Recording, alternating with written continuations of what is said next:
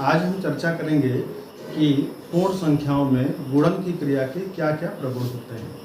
तो पहला प्रगुण है समरक प्रगुण। जिस प्रकार से आपने योग की क्रिया में समरक प्रगुण पढ़ा था, वही समरक प्रगुण गुणन की क्रिया में भी पालन होती है। तो समरक प्रगुण आप जानते हैं कि यदि दो पूर्ण संख्याओं का गुणनफल हम करते हैं तो उनका गुणनफल भी एक पूर्ण संख्या प्राप्त होती है। यही आपका समरक प्रगुण है। यानी कि उदाहरण के रूप में अगर हमने दो पूर्ण संख्याएं 3 और 5 ली तो इनका जो गुणनफल आता है वो भी क्या है, एक पूर्ण संख्या है। तो 3 और 5 का गुणनफल आपको क्या मिलता है, 15। तो यह भी एक पूर्ण संख्या और यह भी एक पूर्ण संख्या, और इनका जो गुणनफल प्राप्त हुआ वह भी एक पूर्ण संख्या है। तो इसे हम किसी भी संख्या से कर सकते हैं। अगर हम शून्य से करना चाहें तो 5 इंटू 0, 0, यानी कि 5 भी एक पूर्ण संख्या, 0 भी एक पूर्ण संख्या, और जो गुणनफल प्राप्त हुआ यह भी एक पूर्ण संख्या। तो ये आपका प्रथम प्रगुण है समरक प्रगुण। द्वितीय प्रगुण है क्रम विनिमय प्रगुण।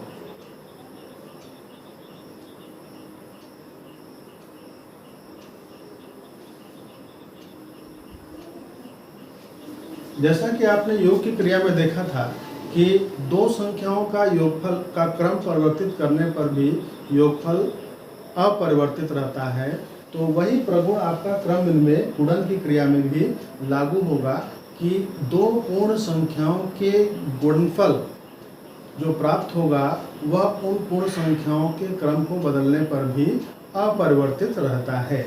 उदाहरण के रूप में जैसे आप 2 और 3 दो पूर्ण संख्याएं लेते हैं, 2 भी एक पूर्ण संख्या और 3 भी एक पूर्ण संख्या, इनका गुणनफल क्या मिलता है, 6 मिलता है।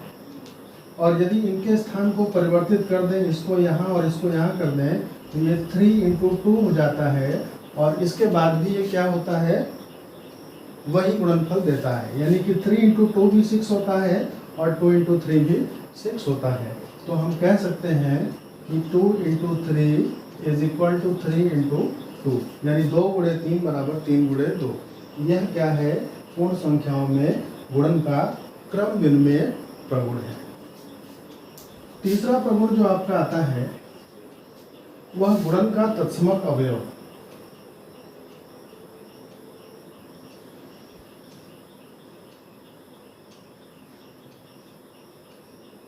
तो गुणन का तत्समक अवयव क्या होता है, जैसे कि आपने योग के क्रिया में देखा कि शून्य एक ऐसा संख्या है, ऐसी पूर्ण संख्या है जिसको किसी भी संख्या में जोड़ दें तो पुनः वही संख्या प्राप्त होती है।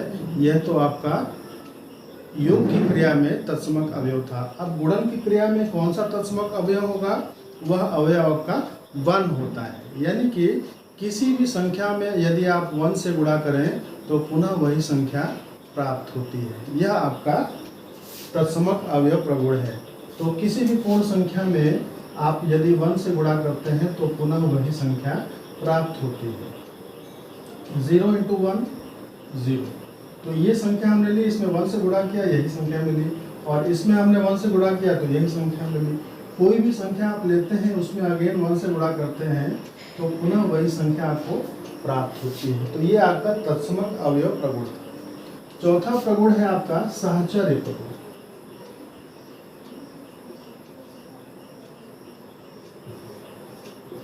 तो साहचर्य प्रगुण क्या है कि किसी भी 3 पूर्ण संख्याओं को लेने पर और उनके समूह का क्रम बदलने पर भी गुणनफल अपरिवर्तित रहता है।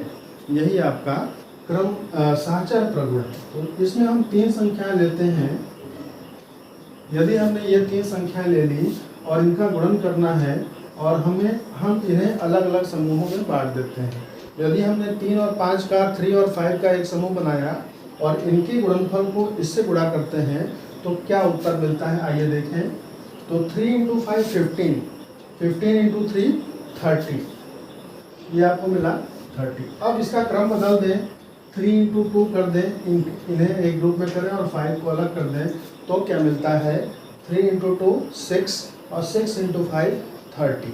तो अगेन ये 30 है। फिर से अगर क्रम बदले आप 5 इंटू 2 कर दें और 3 को अलग कर दें तो क्या मिलता है, 5 2 जा 10 और 10 3 जा 30। तो इस तरह से आपने देखा कि गुणन की क्रिया में सहचर प्रगुण भी अनुपालन होता है। इसके बाद आखिरी प्रगुण इसका है वितरण प्रगुण।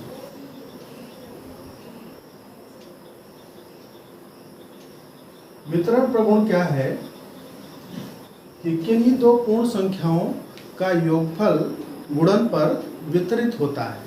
यानी यदि हम तीन संख्याएं लेते हैं 2, 3, 5 या कोई भी संख्या ले सकते हैं, जिनमें से दो संख्याओं को हम जोड़ रहे हैं और इस पर एक गुणन की क्रिया को अप्लाई कर रहे हैं, अनुपालन कर रहे हैं, तो यह क्या मिलता है, यह 2 इस पर भी होगा, इससे भी गुणा होगा और यह 2 5 से भी गुणा होगा। तो यह क्या हो जाएगा 2 × 3 + 2 × 5। तो यह दाएं और बाएं दोनों तरफ से होता है। जैसे अगर इसी को हम इस तरीके से लिखें 3 + 5 और बाहर हम 2 से गुणा करें तो यह इस 3 पर भी वितरित होगा और 5 पर भी वितरित होगा। तो यह आपको मिल जाएगा 3 × 2 + 5 × 2 और दोनों ही दशा में उत्तर इसका बराबर ही आएगा।